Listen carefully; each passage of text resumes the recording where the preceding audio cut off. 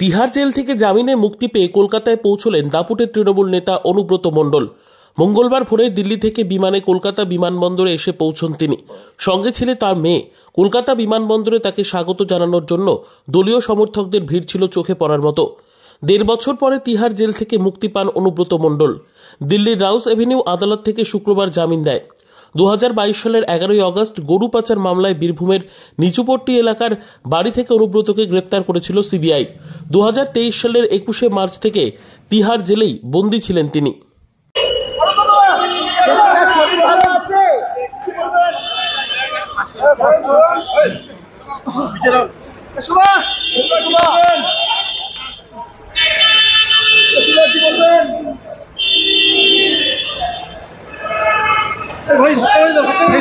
Pulse diagnostic centre আধুনিক চিকিৎসার পরিষেবা নিয়ে চলে এসেছে পালস ডায়াগনস্টিক সেন্টার।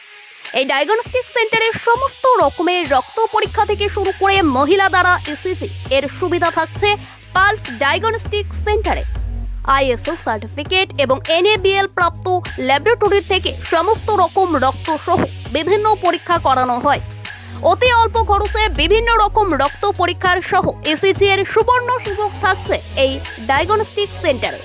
এছাড়াও 24 ঘন্টা হোম সার্ভিস এর সুবর্ণ সুযোগ রয়েছে। আমাদের ঠিকানা জগৎবল্লভপুর, রথতলা, হসপিটাল রোড, হাওড়া। যোগাযোগ pulse diagnostic centre, Abhirup Mallick. যোগাযোগ নম্বর 8617437884 অথবা 8207092228।